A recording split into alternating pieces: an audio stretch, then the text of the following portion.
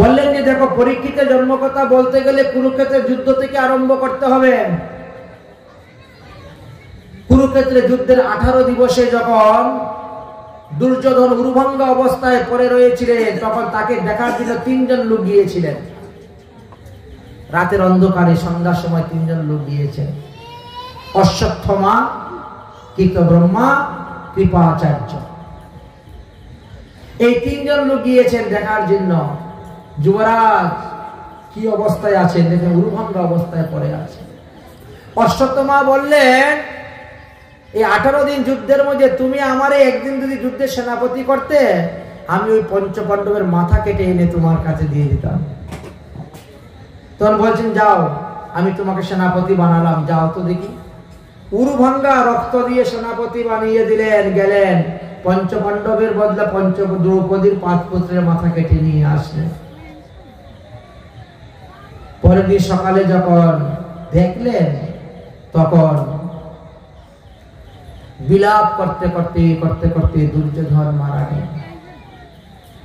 দ্রৌপদী ঘুম থেকে উঠে এসেছেন, পুত্রদেরকে ঘুম থেকে জাগাবেন, গিয়ে দেখেন 5 পুত্রের মাথা কাটা। দ্রৌপদী কাঁদতে শুরু করেছেন।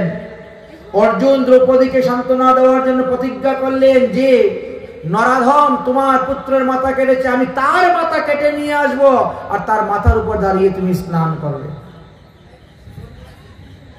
কে কেটেছে? ভগবান শ্রীকৃষ্ণ বললেন, অশ্বত্থমা।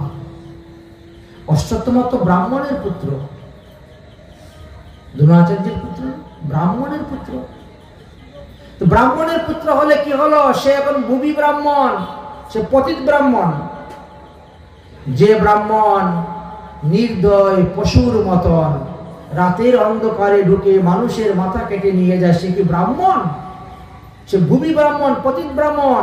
তাকে মেরে হাড় গুড় ভেঙে দিলে বিন্দু মাত্র পাপ হইবে না, তাকে বধ করলে বিন্দু মাত্র পাপ হইবে না। সে ভূমি ব্রাহ্মণ, পতিত ব্রাহ্মণ। ভগবান শ্রীকৃষ্ণ রথ চালাতে শুরু করলেন। অর্জুন রওনা হয়েছে, অশ্বত্থমাকে ধরবে, তার মাথাটা কাটবে। অশ্বত্থমা দেখলো যে পালিয়ে যাওয়ার উপায় নেই, তখন তিনি ব্রহ্মাস্ত্র মেরে দিলেন। ভগবান শ্রীকৃষ্ণ বলছেন, অর্জুন তুমিও ব্রহ্মাস্ত্র দিয়ে ব্রহ্মাস্ত্রকে আটকাও। ব্রহ্মাস্ত্রকে সম্বরণ করলেন, পশুর মতো দড়ি দিয়ে বাঁধলেন, বেঁধে নিয়ে আসছেন। দ্রৌপদীর সামনে এনে তার মাথা কাটবেন, আর তার মাথার উপর দাঁড়িয়ে দ্রৌপদী স্নান করবে। কিন্তু আসার পরে দ্রৌপদীর দয়া হয়ে গেল। দ্রৌপদী বলছেন, মুচ্যতাং মুচ্যতাং এষম নিত্যম ব্রাহ্মণম নিত্যতাং গুরু। আরে ছেড়ে দাও, ছেড়ে দাও, ছেড়ে দাও। এ গুরুপুত্র, গুরুপুত্র গুরুরই সমতুল্য। তাকে বধ করলে তো আমার 5 ছেলে জীবিত হবে না, বরং আমি যেভাবে পুত্রহারা হয়ে কাঁদতেছি, তার মাও সেই রকম পুত্রহারা হয়ে কাঁদবে। ছেড়ে দাও, ছেড়ে দাও। ভীম বলছে, না, ছাড়ব না। সে আমার 5 পুত্রকে মেরেছে, তার বক্ষ বিদর্ণ করব। অর্জুন বলছেন, তার মাথা কাটবো। ভগবান বলছেন, তাই করো। অন্যরা বলছে ব্রাহ্মণ ব্রহ্মহত্যা, বলে ব্রহ্মহত্যা পাপ এখানে লাগবে না, তার ব্রাহ্মণত্ব কিছুই আর নাই। ব্রাহ্মণের কাজ যদি না করে তো সে কিসের ব্রাহ্মণ? সে ভূমি ব্রাহ্মণ, পতিত ব্রাহ্মণ। অতএব তাকে বধ করলে পাপ হবে না।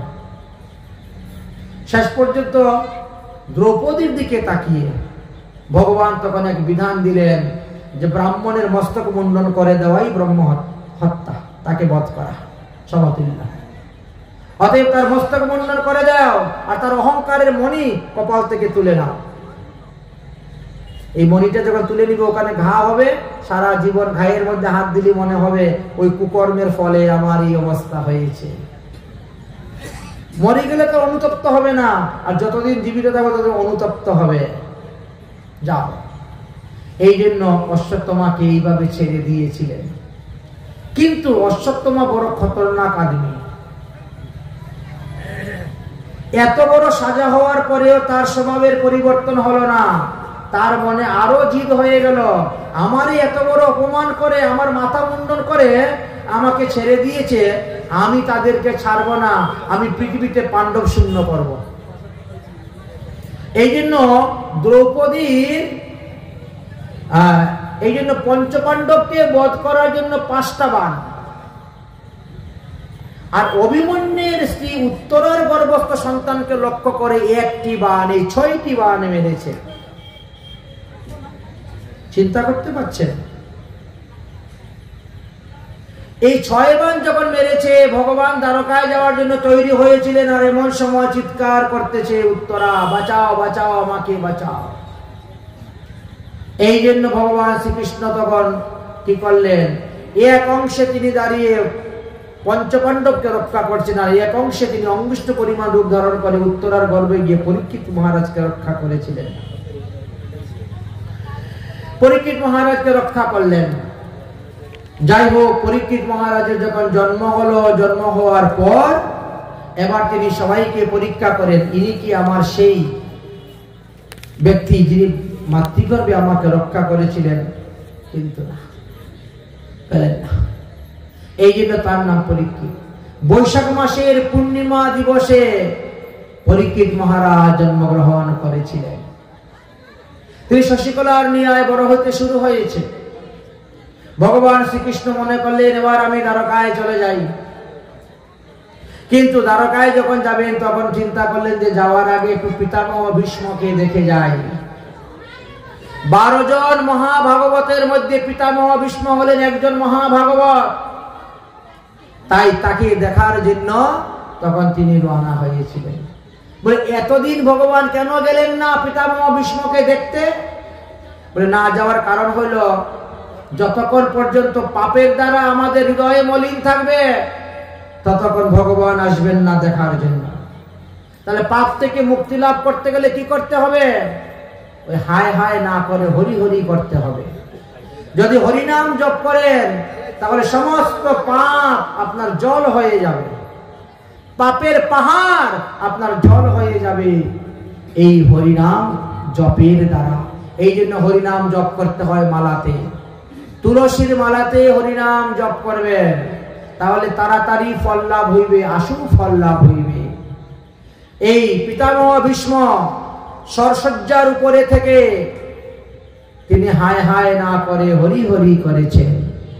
मैं तो जपो सदा तेरा नाम दयालु दया कर, मैं तो जपो सदा तेरा नाम दयालु दया कर, दयालु दया करो, दयालु दया करो, जपो हरे कृष्ण हरे राम दयालु दया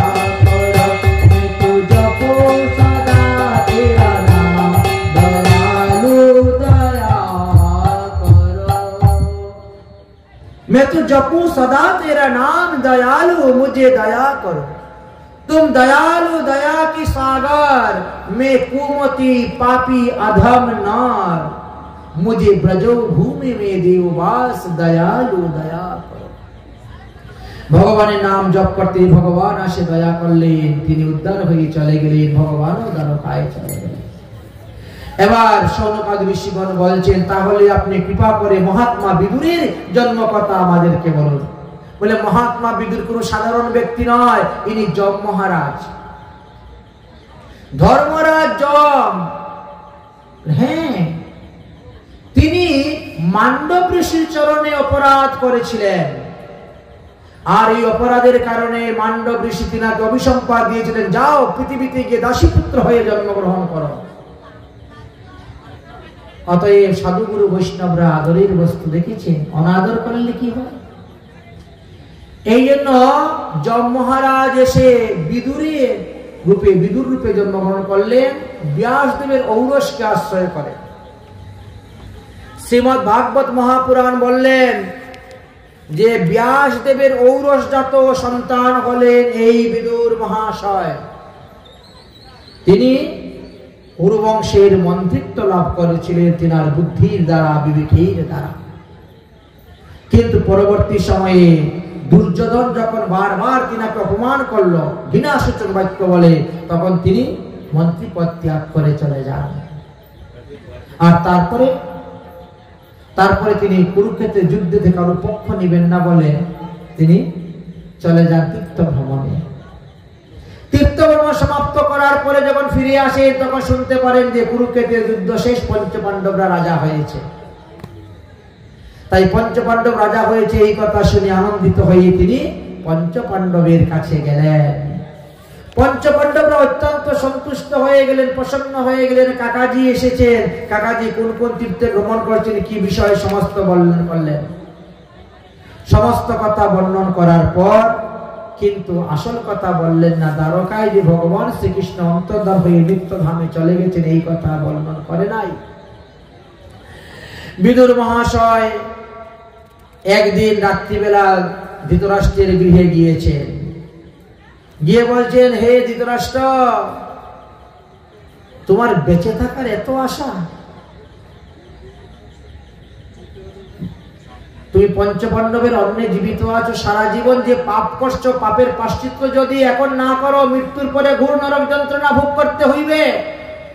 অতএব পাপের প্রায়শ্চিত্ত করতে গেলে আমার সঙ্গে চলো। বিষয়ে থাকিলে হইবে না, বিষয়ে থাকিলে কৃষ্ণ প্রেম নাহি হয়, বিষয় হইতে দূরে কৃষ্ণ জানিবে নিশ্চয়। অতএব আপনি বিষয়ের সঙ্গ করলে হবে না, আমার সঙ্গে চলুন। বলে তিনি নিয়ে চলে গেলেন। তারা 3 দিন মাত্র সাধন ভোজন করে উদ্ধার হয়ে চলে গেলেন। এদিকে পঞ্চপাণ্ডবের মধ্যে যুধিষ্ঠির মহারাজ চিন্তা করলে সবসময় অমঙ্গল, অসুযোগ শূন্য দেখি, যাও তো দ্বারকা থেকে ভগবানের খবর নিয়ে আসে সংবাদ। অর্জুন দ্বারকায় সংবাদ নিতে গিয়ে দেখলেন যে ভগবান শ্রীকৃষ্ণ অন্তর্ধান হয়ে চলে গেছেন। তাই যারা বেঁচে ছিলেন তাদেরকে নিয়ে তিনি চলে আসলেন। তাদেরকে নিয়ে আসার পরে পঞ্চপাণ্ডবরা বললেন, তাহলে আমরাও এখন চলে যাব নিত্যধামে। তাই যুধিষ্ঠির মহারাজ তখন কি করলেন, পরীক্ষিত মহারাজকে হস্তিনাপুরে রাজগদ্দিতে বসাই দিলেন, আর ভগবান শ্রীকৃষ্ণের প্রপুত্র বৈদ্রনাথকে মথুরায় বসাইলেন, মথুরা রাজগদ্দিতে বসিয়ে দিলেন। ধীরে ধীরে পরীক্ষিত মহারাজ বড় হলেন। বড় হওয়ার পরে বিরাট নন্দন উত্তরের কন্যা ইরাবতীকে তিনি বিবাহ করলেন। তাহলে পরীক্ষিত মহারাজের স্ত্রীর নাম ছিল ইরাবতী, এবং জন্মেজয়, সুতোষসেন, ভীমসেন, উগ্রসেন নামে তিনার 4টি পুত্র সন্তান জন্মগ্রহণ করেছিল। পরীক্ষিত মহারাজ ধীরে ধীরে শশীকলার নিয়ে বড় হলেন। একদিন চিন্তা করলেন শ্রীধাম বৃন্দাবনে যাব, বৃন্দাবন দর্শন করতে। বৃন্দাবন দর্শন করতে আসলে সেখানে সে উদ্ধবের সঙ্গে দেখা হলো। এখনো উদ্ধব কুণ্ড আছে। গিরিরাজ গোবর্ধন পরিক্রমা করার সময় মানসী গঙ্গা পার হয়ে যখন রাধা কুণ্ডের দিকে আসবেন তখন উদ্ধব কুণ্ড পাবেন। উদ্ধব মহাশয় সেখানে লতা রূপে বিরাজ করেন। উদ্ধবকে দেখার পরে বলছেন, আপনি আমাকে হরিকথা শ্রবণ করান, ভাগবত ধর্ম শ্রবণ করান। কিন্তু ভাগবত কথা শ্রবণ করতে যখন বসেছেন তখনই হস্তিনাপুর থেকে সংবাদ এসেছে, মহারাজ পরীক্ষিত আপনার রাজ্যতে কলি প্রবেশ করেছে। এই কথা শ্রবণ করে তিনি কলিকে নিগ্রহ করার জন্য বেরিয়ে গেলেন। আর ঘুরতে ঘুরতে পূর্ববাহিনী সরস্বতী নদীর তীরে গিয়ে কলিকে দেখতে পেলেন। কলি এক রাজবেশ ধারণ করে এক গাভীকে লাথি মারতেছে, এক ষাঁড়কে বেত্রাঘাত করতেছে। পরীক্ষিত মহারাজ বললেন, তুমি যেই হও না কেন আমি তোমাকে বধ করব। তোমার এত বড় সাহস, আমি পৃথিবীতে জীবিত থাকতে আমার রাজ্যেতে গোমাতাকে অপমান, বিশ্বকে প্রহার করতেছ। কলি তখন তার মাথার পাগড়িটা খুলে এনে পরীক্ষিত মহারাজের চরণে দিয়ে শরণাপন্ন হয়ে গেল। রাজাদের একটা নিয়ম আছে, শরণাগতদেরকে বধ করতে নাই, তাই তাকে বধ করলেন না। তাকে বলেন, বেরিয়ে যাও, দূর হও আমার রাজ্য থেকে। কলি তো বেরিয়ে গেলেন, কিন্তু কোথায় গিয়ে থাকবেন? আর সেই সময় শশগরা পৃথিবীর রাজা ছিলেন পরীক্ষিত মহারাজ। আজ থেকে 5000 বছর আগের কথা। শশগরা পৃথিবীর রাজা ছিলেন পরীক্ষিত মহারাজ। তাই যেখানে যাচ্ছেন সেখানেই দেখেন পরীক্ষিত দাঁড়িয়ে আছে আমাকে মারার জন্য। তাই কলি কালি পাগলের মতন দৌড়ে বেড়াচ্ছে, ঘুরে বেড়াচ্ছে। এদিকে পরীক্ষিত মহারাজ জিজ্ঞাসা করলেন, হে গোমাতা তুমি কে? গোমাতা বলেন, আমি পৃথিবী দেবী। আমি ভগবানের কাছে যাচ্ছিলাম নালিশ দেওয়ার জন্য, কিন্তু কলি আমাকে যেতে দিচ্ছে না। আচ্ছা, তুমি কে বৃষ? বলছেন আমি হলাম ধর্ম। আচ্ছা, তোমার 3 পাও নাই বলে কলিযুগে যে 3 পা অধর্ম, 1 পা ধর্ম, এই জন্য 1 পায়ে দাঁড়িয়ে আছি। ঠিক আছে ঠিক আছে, আমি তোমাকে 3 পা দিব। দয়া, শৌচ, সত্য, এই 3 পদ আমি তোমাকে দান করলাম, আর তপ চতুষ্পদ নিয়ে তুমি থাকো। এইভাবে বলে তিনি বাড়িতে রওনা হয়েছেন। আসবেন এমন সময় কলি এসে উপস্থিত হয়েছে। মহারাজ, আমি যেখানে যাই সেখানে আপনাকে দেখি, ভয়ে আমি থাকতে পারি না। আমাকে এমন জায়গা দেন যেখানে থাকলে আমি আপনাকে দেখতে পাই না। বলেন যে ঠিক আছে, তাহলে যাও, যেখানে মদ্যপান হয় সেখানে গিয়ে তুমি থাকো, আমাকে দেখতে পাবে না। যেখানে বেশ্যালয় হয় সেখানে গিয়ে থাকো, তুমি আমাকে দেখতে পাবে না। যেখানে পাঠা কষি বলি হয়, কসাইখানা, যাও ওখানে গিয়ে থাকো, আমাকে দেখতে পাবে না। যেখানে জুয়া খেলা, তাস খেলা, ছাট্টা খেলা হয়, যাও ওখানে গিয়ে থাকো, আমাকে দেখতে পাবে না। এইভাবে 4টি স্থান কলিকে দিলেন থাকার জন্য। কলি চিন্তা করলো এই 4 স্থানে থাকলে পরে পরীক্ষিতকে আমি মারতে পারবো না, কারণ পরীক্ষিত মহারাজ কখনো বেশ্যালয়ে যায় না, পরীক্ষিত মহারাজ কখনো মদ্যপান করে না, পরীক্ষিত মহারাজ কখনো জুয়া খেলে না, তাস খেলে না, আর পরীক্ষিত মহারাজ কোনো পশু পাখিকে হত্যা করে না, জীব হত্যা করে না। তাহলে তাকে মারবো কেমন করে? চিন্তার মধ্যে পড়ে গেলেন। আর এইভাবে কাল গোয়াচ্ছে। কলি এসে বলছে, মহারাজ, যে 4টি স্থান আমাকে থাকার জন্য দিলেন, 4টা স্থান একেবারে নিকৃষ্ট স্থান, অন্ততপক্ষে একটা তো ভালো স্থান আমাকে দেন। দৈবক্রমে মুখ ফুসকে বেরিয়ে গেল সুবর্ণ। সুবর্ণতে যেই বলছে স্থান দিলাম, এবার রাজার মাথার মুকুট সুবর্ণের, হাতের আংটি সুবর্ণের, গলার চেইন সুবর্ণের, এবার তুমি যাবে কোথায়? কলি ঢুকে গেল। মনে হলো মৃগয়া করতে যাবেন। মৃগয়া করতে গিয়ে জল পিপাসা যুক্ত হলেন। সৌমুখ মুনির আশ্রমে গেলেন জলপান করতে। ঋষি তিনাকে জল দিলেন না বলে ঋষির গলায় সর্প দিয়ে দিলেন। ঋষিপুত্র সেই সংবাদ শুনে সিংহী মুনি অভিসম্পাদ দিলেন, আমার বাবার গলাতে যে সর্প ঝুলিয়েছে সেই নরাধম রাজাকে 7ম দিবসে তক্ষকনাগ ধ্বংসন করে তার মৃত্যু হইবে। এইভাবে পরীক্ষিত মহারাজ শাপগ্রস্ত হলেন। আর এই কথা শুনেই তিনি যখন জানতে পারলেন, আর তখন তিনি সমস্ত বিষয় ত্যাগ করে দিয়ে তিনার বড় পুত্র জন্মেজয়কে রাজগদ্দিতে বসিয়ে দিয়ে তিনি চলে গেলেন গঙ্গার তীরে প্রবেশন করে প্রাণ ত্যাগ করার জন্য। বহু মুনি ঋষিগণ আসলে নানা মুনি নানা মত বলতে শুরু করলেন, কিন্তু সবার কথা শুনে আর চিন্তা করেন যে এতে কি আমার মঙ্গল হইবে? মানে আমি তো আমার জীবনে কোনো পুণ্য করি নাই, সারা জীবন খালি পাপই করেছি। আমার জীবন সদা পাপের, নাহি কো পুণ্যের লেশ। পরের মুখে গদিয়াছি যে কত জীবেরে দিয়াছি, আমি জীবেরে দিয়াছি নিজ সুখ লাগি পাপে নাহি ডরি, কলাহি নসার্থ পরশুকে দুটি সদা বিদ্যাবাসী, পর দুঃখ সুখ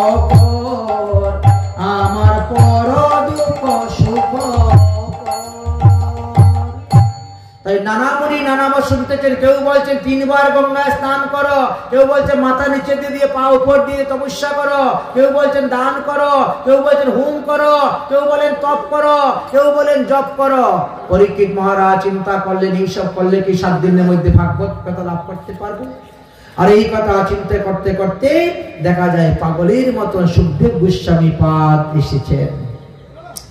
সুখদেব গোস্বামী পাদ যখন এসে উপস্থিত হয়েছেন, তখন সুখদেব গোস্বামী পাদকে সবাই দণ্ডবত প্রণাম করলেন। দণ্ডবত প্রণাম করলে সুখদেব এসে বসে গেলেন।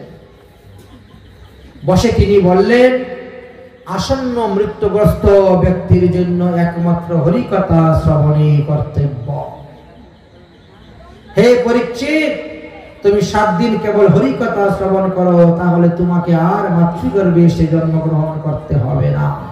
হরির জন্মকর্ম যে শুনবে আসবে তার আর জন্ম হবে না, তার জন্ম কর্ম শেষ হয়ে যায়। অতএব তুমি হরিকথা শ্রবণ করো, হরিকথা শ্রবণ। এই তো বলে তিনি হরিকথা আরম্ভ করে দিলেন। তাহলে হরিকথা যখন আরম্ভ করলেন তখন প্রথমেই আরম্ভ হলো সৃষ্টি তত্ত্বের কথা। হরিকথা আরম্ভ করতে গিয়ে তিনি ভুলেই গেছেন মঙ্গলাচরণ যে করবেন ভাগবতের। সুখদেব গোস্বামী পাদ এমনই বিভোর ছিলেন ভাবে। তাই ভাগবতের দ্বিতীয় স্কন্ধেতে যাওয়ার পরে আমরা দেখতে পাই তিনি মঙ্গলাচরণ করলেন। সেখানে গিয়ে মঙ্গলাচরণ করে এবার সৃষ্টি তত্ত্ব আরম্ভ করলেন। শুনো, অনাদির আদি শ্রী গোবিন্দ, তার উপরে আর কেউ নেই। সেই অনাদির আদি গোবিন্দের যখন ইচ্ছা হলো আমি এক হইতে বহু হইব, তখন শঙ্কর্ষণে বিষ্ণু জন্ম নিলেন। এটা প্রথম ভগবানের পুরুষ অবতার। কোন কিছু সৃষ্টি করতে গেলে না তিনটা শক্তি লাগে, ইচ্ছা শক্তি, জ্ঞান শক্তি, ক্রিয়া শক্তি। ইচ্ছা শক্তি, জ্ঞান শক্তি, ক্রিয়া শক্তি উৎপন্ন হলো, শঙ্কর্ষণ বিষ্ণু উৎপন্ন হলেন। শঙ্কর্ষণ বিষ্ণু উৎপন্ন হওয়ার পরে কার্ণশায়ী বিষ্ণু আসলেন, আর কার্ণশায়ী বিষ্ণু উৎপন্ন হওয়ার পরে গর্ভশায়ী বিষ্ণু জন্ম হলেন। তিনি ব্রহ্মাণ্ডের গর্ভে প্রবেশ করলেন, আর তারপরে ক্ষীরসায়ী বিষ্ণু উৎপন্ন হলেন। এই গর্ভশায়ী বিষ্ণুর নাভি হইতে পদ্মফুল প্রকাশ হলো। সেই পদ্মফুলের উপরে ব্রহ্মা জন্মগ্রহণ করলেন। ব্রহ্মা তপস্যা করলেন, ভগবানকে লাভ করলেন। ভগবান তাকে বর দিলেন, তুমি সৃষ্টিকার্য আরম্ভ করো, তুমি যাহা চিন্তা করবে তাই সৃষ্টিকার্য। ব্রহ্মা নিজের শরীর থেকে অনেক সৃষ্টি করেছিলেন, হাত হইতে, পা হইতে, পেট হইতে, বুক হইতে, মুখ হইতে, গলা হইতে, স্কন্ধ হইতে, অঙ্গুষ্ঠ হইতে।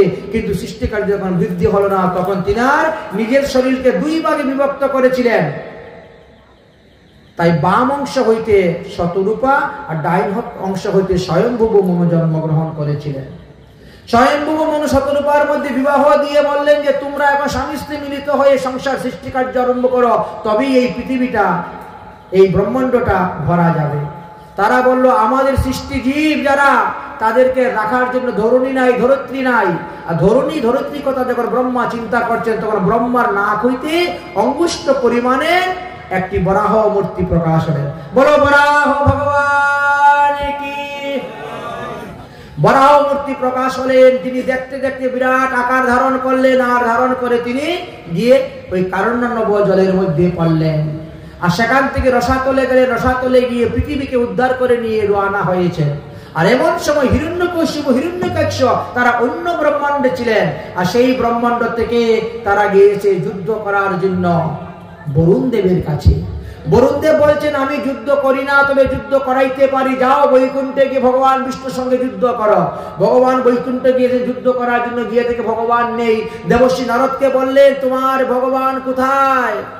দেবশ্রী নারদ বললেন আমার ভগবান এখন বরাহ রূপ ধারণ করে পৃথিবীকে উদ্ধার করার জন্য তিনি রসাতলে গিয়েছেন। হিরণ্যকশিপু, হিরণ্যকক্ষ এসে উপস্থিত হলো, আর ভগবানকে যুদ্ধং দেখি বলে দাঁড়ালো। ভগবান কোনো কথাই বললেন না। হিরণ্যকশিপু অনেক গালাগালি করলো। হিরণ্যকক্ষ বলছে আমি যাব যুদ্ধ করতে, ভাই তুই এখানে দাঁড়িয়ে থাক, বড় ভাই আমি আগে যুদ্ধ করতে যাব। হিরণ্যকক্ষ গেলেন যুদ্ধ করতে। ভগবান বরাহদেব যুদ্ধ করতে করতে এই অসুরকে বধ করেছিলেন। বধ করে তিনি নিত্য ধামে চলে গিয়েছিলেন। তখন স্বর্গ হইতে পুষ্প বর্ষণ হয়েছিল। দেবতারা তখন প্রসন্ন হয়ে আনন্দে নৃত্য করতে শুরু করেছিলেন। আর এইভাবে শ্রী ভগবানের অনন্ত রূপের লীলার কথা বর্ণনা করছেন। তাহলে যেই ভগবান বরাহ রূপ ধারণ করে হিরণ্যকশিপুকে বধ করে আর পৃথিবীকে জলের উপরে স্থাপন করে যে নিত্য ধামে চলে গিয়েছিলেন, সেই ভগবানকে প্রণাম করে আজকের মতো ভগবতীয় কথা আমরা এখানেই বিশ্রাম দিচ্ছি। नाम तुम्हारी तारनहारा कभी तेरा दर्शन होगा। नाम तुम्हारी तारनहारा कभी तेरा दर्शन होगा। तेरी प्रतिमा इतनी सुंदर, तू कितना सुंदर होगा, तू कितना सुंदर होगा। तार प्रतिमा देखते तो सुंदर,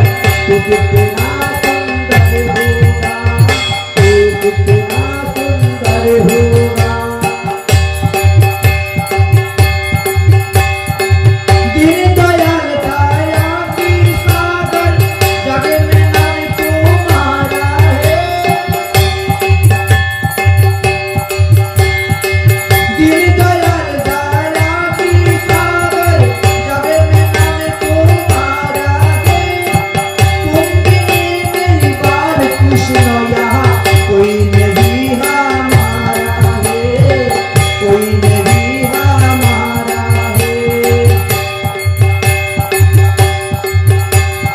मेरा ये जीवन तो प्यारे, मेरा ये जीवन तो प्यारे, तेरा ही अर्पण होगा।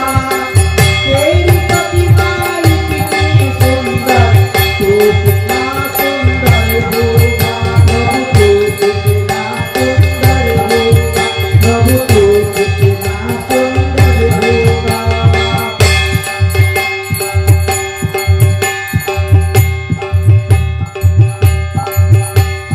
दिन दुखिया को इस दुनिया में कोई नहीं सहारा है।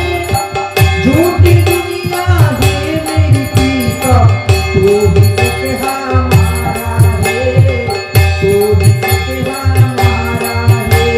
कृष्ण प्रेम कर करना है तू, ओ कृष्ण प्रेम कर करना है तू। कथा श्रवण करना होगा, कृष्ण प्रेम कर करना है तू। कथा श्रवण करना होगा। तेरी प्रतिमा इतनी सुंदर, तू कितना सुंदर होगा, तू कितना सुंदर होगा, तू कितना सुंदर होगा। बोलो बराह भगवान की। আজকের অবতার লীলা আমাদের বরাহ অবতার পর্যন্ত ছিল। আমরা সেই বরাহ অবতার লীলা পর্যন্ত আস্বাদন করেছি। আগামী কল্য আমাদের ভগবানের আরো অনেক অনেক অবতারের কথা আছে। তার মধ্যে দত্তাত্রেয় অবতারের কথা আসবে। ব্রহ্মা বিষ্ণু মহেশ্বর অনুসূয়ার পত্নীরূপে কিভাবে অবতীর্ণ হয়েছিলেন। কপিল ভগবানের অবতারের কথা আসবে। জড়ভরত উপাখ্যান আসবে। আপনারা আসবেন, শ্রবণ করবেন। আজকের মতো হরি কথা এখানেই বিশ্রাম। যদকরম পদভষ্টং মাত্রাহীনশ্চ যদ্ভবেৎ তৎসর্বক্ষমতাং দেবং প্রসিদ্ধং পরমেশ্বর। ওম সর্বভবন্তু সুখিনঃ সর্বে সন্তু নিরাময়া সর্বে ভদ্রাণি পশ্যন্তু মা কশ্চিৎ দুঃখভাগ্ ভবেৎ। ওম শান্তি, ওম শান্তি, ওম শান্তি।